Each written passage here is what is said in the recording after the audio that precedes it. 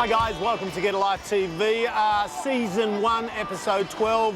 We're rolling towards the end. We're both happy and sad. It's been fun, but we've got another big show coming up for you tonight. That's right, it's been an amazing 12 weeks. We've gone over absolutely everything covering your mind, your body, and your soul, and tonight's episode is no different. We hope you've all got something out of it in some way. I know I have personally. I'm feeling more present, I'm feeling fit, I'm feeling healthy, but it's not over yet. It's not. Well, have a look at what's coming up on tonight's show. Well, we go check out some of these rides. Yeah, we're off. On tonight's action-packed show, a delicious and nutritious healthy pizza. Kathy McKenzie takes us back over the past 11 weeks of learning and inspiration. Some great tips for those of us with normal skin. And an incredible way for parents to help their children reach healthy, social, emotional maturity.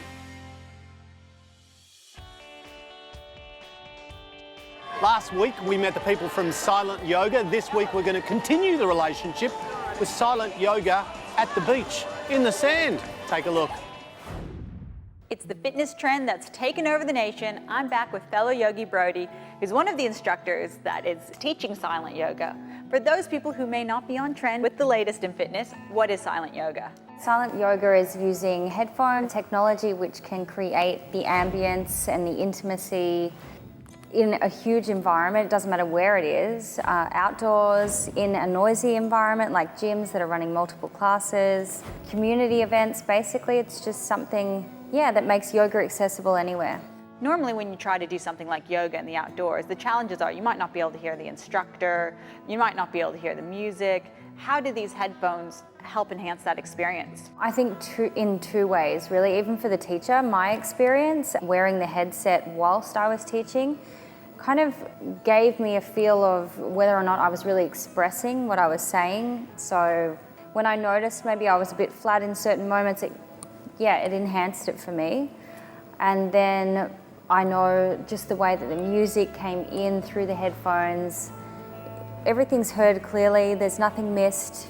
And that's one of the problems. Sometimes when I'm in, say, a large yoga class, you don't normally have a teacher that's, on a big booming microphone, because that's not what you want. But you might not be able to hear the instructor if you're in the way back. But when I wore these headphones, the instructor's voice came through clear. I could hear the music. It really was a great experience. What's some of the other feedback you've been getting from your classes? At the end, you could just see that people had been able to go out of their mind and really into their body. The music, like Shavasana, the Shavasana segment, at the very end when people were going into meditation, the music was penetrating, and obviously quiet, there's no disturbances. Yeah, it was really cool. And that's such a big thing when it comes to yoga, is not being distracted. And when we're in a gym, we're sometimes distracted by the class that's going on next door. Or when we go outside and we're somewhere like the beach that's so beautiful, you might get distracted, not be able to hear the instructor. And when you have these headphones on, it cancels out the noise and just lets you take it all. Get into the zone. Get into the zone a lot easier. That's what I really liked about my experience of giving them a try. I can concentrate on my own movements, my own flow, just needing where my practice needs to go and not focus on other people around me. Tell us about the classes that are being run on the beach. So the sound is clear, the music flows with the instruction.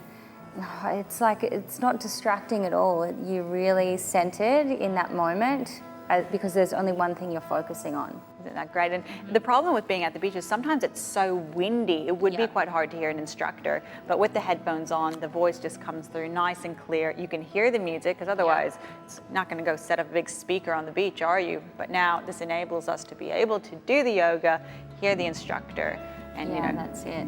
That's it. It can be used anywhere. And even noticing when I'm teaching the students, there's less looking around. It's like they are able to really connect into their own bodies. I notice when I teach a normal class, people feel they're concerned about the outer self and being seen and if they're doing something perfectly. But when you're totally in the zone, there's less of that. You can listen to instruction more clearly. Thanks, Brody. It's definitely a hot trend that's coming in 2016. If you want to get involved, head down to your local gym, find out if they have silent yoga. If not, encourage them to look into it, or you can head to the website and find out where a silent yoga class is happening near you. They're so cool. Yoga on the beach at sunset looks incredible. It was incredible. And those headphones are actually really cool and they completely block out the noise. That's awesome. I definitely have to try that. All right, so you want to go for a ride? I do, and you know what? I think I'm actually tall enough for this ride. Yes, I am. I made it to 1. Let's do it. All right, well, we go for a ride. Check out this next recipe from Erica, who's going to teach us how to make a pizza that's healthy. Yum. Praise the Lord. Our prayers are answered.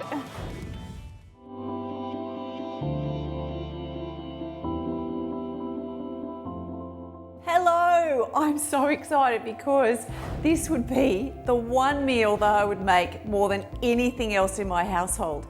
It's homemade pizzas.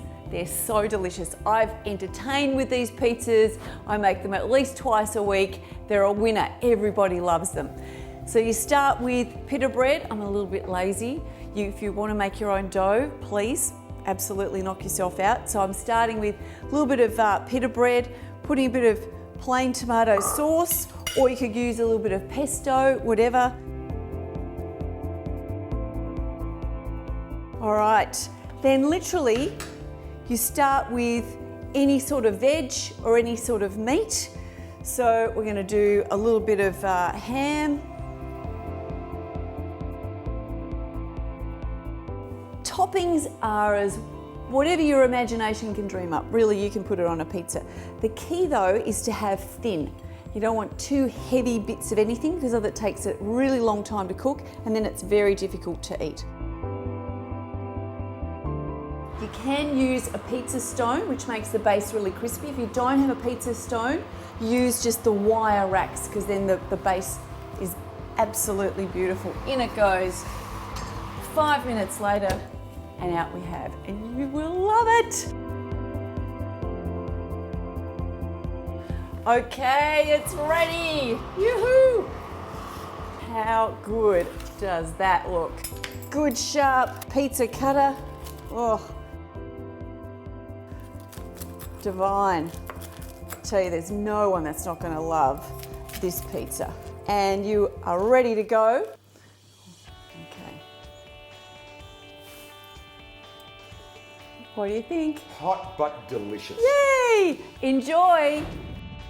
Erica, you've done it again. I'm absolutely craving a healthy pizza right now. Me too, and thinking about pizza and then sitting here on the scenic railway, it's really making me feel like a kid again. Big kid of that. Yeah, definitely a big kid. But did you know that emotional maturity for children can actually begin when they're toddlers? Check out this next segment for more. Ready? Woo!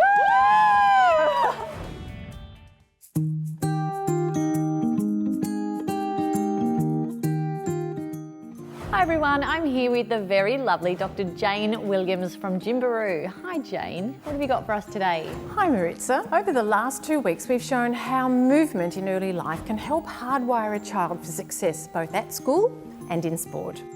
Today we're going for the trifecta, how the right kind of movement and training in the first years of life can help set your child up not only for educational and sporting success, but also social and emotional maturity. This often translates into social success and maybe even social leadership. That sounds incredible. Well, actually, if you think about it, it should really be no surprise at all. We've been talking about how the foundational wiring of the brain is laid down by movement, embedded in play in the first years of life. Social and emotional development are no different really because they're based on higher brain functions. So it's natural that they're supported by this same foundational wiring system. Neuroscientists have recently identified that the area important for social and emotional development, or they've called that executive function, has feedback loops that rely on movement components to control how we feel and how we respond socially and emotionally. There are many examples where a child's behaviour has been positively impacted through movement-based intervention programs. And we see a lot of children come through our program who socially and emotionally really mature as a result of the movement activities that we do. And we know this is occurring because teachers who've been integrating the Gymbaroo movement program into their classrooms tell us that not only are children doing better learning skills, they're doing much better in their social and emotional skills in the classroom. So, if you have a socially and emotionally balanced child who is achieving scholastically and doing well in sport, you'd really expect leadership potential to show through, wouldn't you? Because children are feeling confident in themselves and in their ability, and this shows through in leadership skills. And is this what's happened? Absolutely. Over the years, we've had parents frequently report that the school principal or the teacher in the classroom has asked, "Is your child a Gymbaroo graduate?" And when the parent says yes, the response is often, "Oh, I've noticed that Gymbaroo graduates, they stand out in the classroom, and I was wondering if the same applied to your child." And so I'm not surprised. So helping children achieve success in education, in sport, socially and emotionally is what the Gymbaroo program is designed to do. Successful children are happy children, and we know from extensive worldwide research into early childhood that successful and happy children are far more likely to be successful and happy adults, and that's what we all want, really, isn't it? We sure do. That is an incredible insight into how Gymbaroo works and how it can benefit our children. If you want more information, please head to our website at getalife.tv. And those little kids thought they were just there to have some fun. Well, it was some fun. Thanks to Rob, Jane and Bindi and all the inspirational people at Gymbaroo. There's a little bit of inspiration and exhilaration going on right now at Luna Park, let me tell you. And now for the last time this year, and I say this with a moderately heavy heart, the wonderful Kathy McKenzie joins us. Kathy McKenzie from Fire Up Coaching has been so gracious to be with us the entire season of Get a Life. And of course, Kathy's back with us again today. We've spoke about so much, from goals to career to health and wellness. We've spoken about everything. Lots of things. We've covered a lot of ground. A lot of ground in just 12 weeks. So from everything we've spoken about, what are the major takeaways that we should really hold on to? That's a great thing to consider. And I must admit, when I started doing the 12 weeks, I was thinking about, what are the key messages to Get a Life? And it's interesting that you can actually make an enormous amount of change in your life in 12 weeks. And from working with people over 20 years, there's some patterns that don't work. So I'm going to start with actually what you need to stop thinking. And a lot of people think that something outside of them needs to change in order for their life to change. And that's the first myth to completely dispel. If you want to create change, you need to start to think about what it is in your thinking, what it is in your behaviour, what do you need to value more. You need to actually make those choices yourself. It starts here, not out here. Is that what you're saying? No, and people think that, if my partner would just change, or my kids would just behave themselves, or all those things, or if I lost a few kilos, that if something externally is different, that they'll feel different. But when you can truly start to make the changes within, in your thinking, that changes who you're being and the way that you relate to yourself. And that's probably one of the most important things. That's great. What are some of the other, myths you hear? One of the other things is that I have no choice. That, you were lucky, Talia. Your life's panned out nicely and you're doing... And often people blame other people for why they're in the situation they're in, and that, it's easier for you, you've been lucky. When the reality is that we all always have choice. And it's up to us to choose what we can control. A lot of the reason that people get frustrated and really feel resentful about their lives is because they're paying attention to all of the things out there that they have no choice about. When we actually can think about the things that we can control, we can't blame other people for where we're at. Everything's exactly as it should be. And even though that's sometimes a pretty hard thing to digest, we have to keep thinking about, okay, well, this is where I'm at. And if where you are at currently is not where you want to be, start to pay attention to what do I want and how will I get there. Yeah. What else?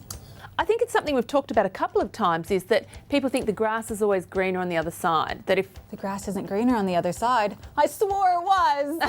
no, I hate to tell you. And there was something you said about that too. The grass is greenest where you water it. And I loved it when you said that, because it is about recognising that when we compare ourselves to all those things out there, it can often leave us feeling quite helpless.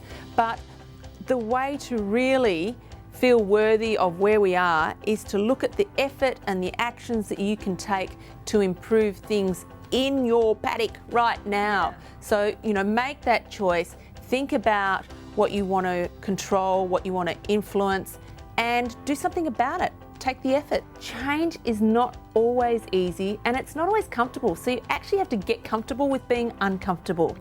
That when change happens inside, it needs you to reorganise these neurons and your thinking, and that mindset shift is often very difficult. So you need to persist through that discomfort, because the space beyond that is liberating. And when you actually get to the space where you're living your potential, it's the most amazing feeling. Well, thank you, Kathy, so much for being with us all season long and really helping our viewers do exactly what we've been talking about, which is get alive. And of course, for more information on Kathy and the Fire Up program, head to getalive.tv. Thanks, Kathy. We've learned so much from you this season. It's been incredible. Yep, certainly helping us look after our minds. And now, going on to our skin. We know that certain vitamins and minerals are good for our skin, but do you know which ones and why? Here's Con with more. Hello, we're back with Con from John Plunkett's Cosmeceuticals, and today we're actually going to look at skincare for normal skin. Now that sounds a bit funny to me. Does anyone really have normal skin? Well, the term normal skin really is halfway between skin being too dry or skin being too oily. So that's really where the term comes from. It really relates to the amount of moisture in the skin. So if we have normal skin, do we still need to use something to look after it? Definitely, because the skin still needs support and it still needs those nutritional elements to keep it healthy or to restore it back to health if that's necessary. And what type of things should we be looking for when it comes to treating normal skin? Well, I think we're good at knowing what's good for our internal health. A lot of us know the importance of a well-balanced diet so that our vitamin and mineral intake is sufficient. If our dietary intake is inadequate, we take a multivitamin. That makes sense. But do you know, our skin, which is our largest organ in our body, also needs that same support. So using vitamins in the skin or on the skin are just as important as looking after our internal health. Yep, so what type of vitamins should we be using on our skin? Well, there are a number of vitamins that are well recognised for their benefits to the skin and their anti-aging properties. Vitamin A boosts collagen and smooths the skin. Vitamin B3 reduces the appearance of brown marks. Vitamin B5 increases hydration in the skin. Vitamin C is a potent antioxidant and also has a lightening effect on the skin. Vitamin E eases dryness and is also an antioxidant.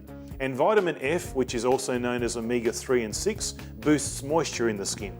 That really sounds like the ABCs of skincare right there. Certainly does, and it's elementary. When you think about it, if we look after our internal health well, we should look after our skin equally well, particularly if we want our skin, which really is what people see on the outside, to be a reflection of who we are, and it's important for us to look after our appearance. So changing subjects, I've heard a lot about primers. Is this also important for our skin?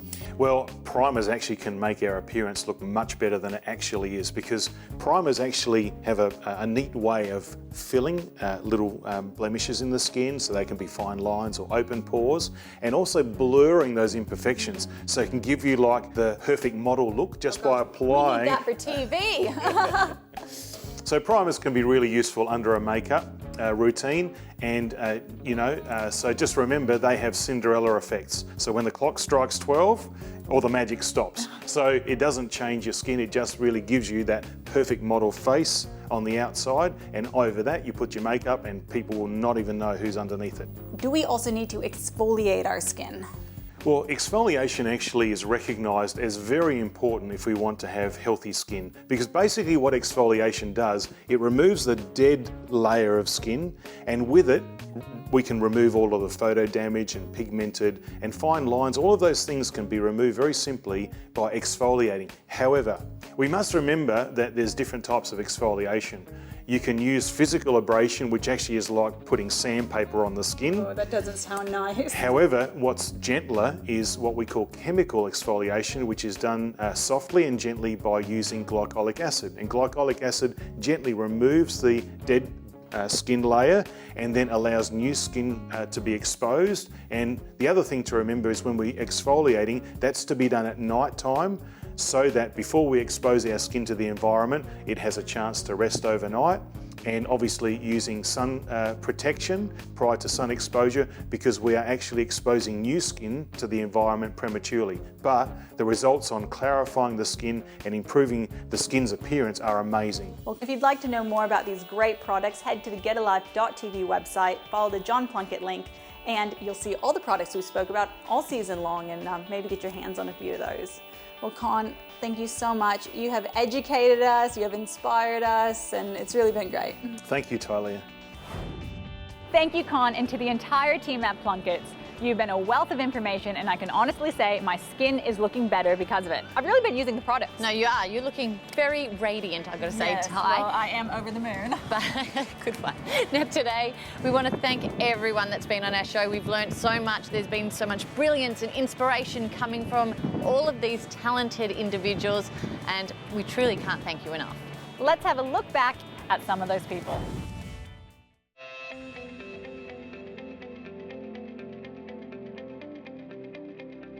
So you work in and around the whole thing of helping people move from bad habits to good habits on an individual, on a corporate level, basically with humans. That's right. We really work with health conscious people who already know the health information. So they know how to be fit, they know how to be healthy, but they just find they can't break those bad habits that are getting in the way of that good health that they're after. She's telling me that her daughter India is going to Vietnam. There's something about Vietnam here. Is that correct? Do you know that for a fact? Yeah, she's going to Vietnam on the 20th of November. 20th of November this year. Oh, fantastic. So I'm an osteopath, so I work with the body across all ages, and we look at using movement to affect physical and emotional health. So I've worked a lot with children with anxiety, depression, bedwetting, fears, and I've also worked with adults with drug addictions and OCD, ADHD and autism. So it's really about understanding, well, what exactly is a habit? What is a bad habit? How do you break it? And then how do you make those good habits that are going to move you towards your health goals? Anything that moves you away from your health goal is essentially a bad habit. So the sugar, the cigarettes, all that stuff I get. What about something more internal like overthinking? Look, what I find is that the same formula can be applied to any habit, and that's the beauty of it. Wow. Is that once you know how to break it, like that. you can apply it to any aspect of life, whether it's an emotional habit, whether it's a physiological habit, whether it's a nutritional habit or a fitness habit. Yep. Once you know the formula, you can apply that to any habit that you have. Is there something in November around about the 12th? Yes, it's not a William. Oh, William, yes. Who, and that's William My or Bill? niece's son. Your niece's son, and that's around about the 12th of November? It's the 12th. What we want to look at is a study that's going to look specifically at mothers in that period 8 months after birth to see what's happening with their posture and correlate to that what's happening emotionally. So we've designed a program for schools that allows children to sit in the driver's seat of their own minds, to help them to understand their emotions and also to understand how their mind works so that they can have an outcome of being a successful young person. All right, so walk us through creating new positive habits. So it's similar to breaking a bad habit. You want to put in place a trigger. You want to understand what's going to trigger my new habit. Is it going to be a visual trigger, like seeing your running shoes beside your bed? Is it going to be an audio trigger, like having an alarm? Will it be when you're with a particular person? The key thing that I find with creating positive habits is you want to pick the easiest ones first, and there is a bit of a hack to that. There are a couple of habits that you can put in place that make everything else easier. You've got him this special car thing that's motorised. You're going to get it for him for Christmas, and he's in this car. Oh my God. He's in this car and he's buzzing around this lounge room. So watch out for this kid because he's 100 miles an hour. Wow, that's funny you said that because Yeah, I put that on lay-by. That's actually really funny. So you've actually come up with a really interesting app too, which can follow up your treatment at home. It's called the Osteo Moves app. Tell us a little bit about how it works. So a lot of people come into the clinic and I'll show them a stretch that they find is really helpful and they haven't found it anywhere else, but it's really not about having a million stretches that you have to do every day. It's about having one or two that are specific for you that you can incorporate into your lifestyle to help yourself. What we use is a tapping technique. So we're actually tapping on meridian points. They're Chinese meridian points, and they link to all the different organs of the body, which is obviously where we hold our stress. So through the tapping technique and using the modality of tapping into the subconscious mind, we are then bringing James back to the conscious awareness that these problems aren't true today, that they're not happening today, and we're allowing his body to release the stresses around that. Well, not only is that another episode, but it is an entire season in the can. I think we've done okay. You? I think we've done a darn good job. Great time. Yeah, we're going to do it all again for you though for season 2. So make sure you're following us on social media, on Facebook, so you can get the latest updates straight to you. And of course, for anything you've seen throughout the entire series of Get Alive, you can head to getalive.tv. Until next time, get alive!